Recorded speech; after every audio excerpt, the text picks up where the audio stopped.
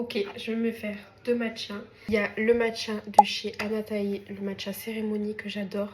Il y a le Noka matcha que j'ai essayé ce mois-ci et que j'aime trop. C'est le prestigieux cérémonie bio. Donc il y a 30 grammes des deux côtés. Et en gros, à l'intérieur de Noka, quand je l'ai déballé, c'était un sachet qu'il fallait vider. Ce qui est pratique, c'est qu'il y a juste à racheter le sachet pour pouvoir conserver la boîte. Je l'ai vraiment trouvé excellent, celui de Noka. Moi j'ai besoin d'un matcha où il y a quand même du goût, où on le sent bien. C'est pour ça que je le bois qu'avec du lait d'avoine, parce que c'est là où je sens mieux le matcha. Le lait d'amande, je trouve qu'il camoufle.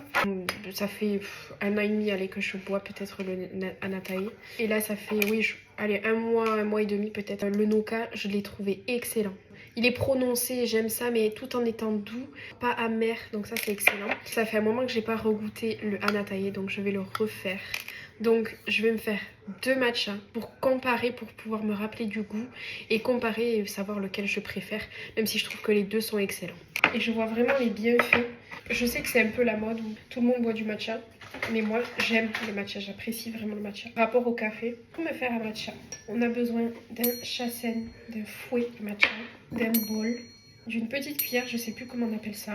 Ça c'est pour prendre la température de l'eau bouillante parce qu'il faut pas que ça dépasse les 80 degrés il me semble. 70 degrés pour nos cams, bon honnêtement 80 degrés max c'est très bien. Le fouet électrique pour faire monter le lait d'avoine. Je sais que c'est mieux de le faire maison, il faut que j'essaye de le faire maison. Je vois beaucoup, et j'étais la première à le faire, je faisais monter mon matcha avec le fouet électrique en métal. Et apparemment il ne faut surtout pas parce que ça enlève les bienfaits du matcha.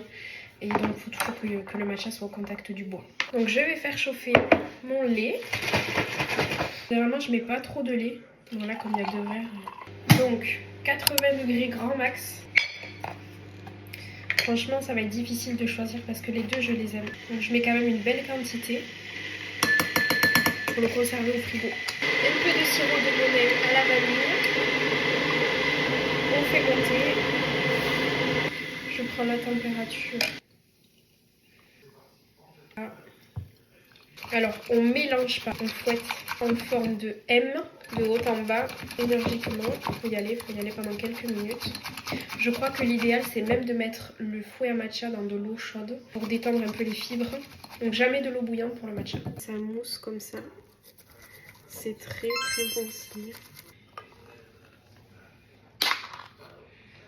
Oh là là, la couleur, quantité. C'est à peu près la même mousse, la même couleur. Mais le goût est vraiment différent. C'est pour ça que je veux regoûter celui d'Anatae. Déjà rien qu'à l'odeur, c'est pas forcément la même odeur. Ok, une très belle mousse également.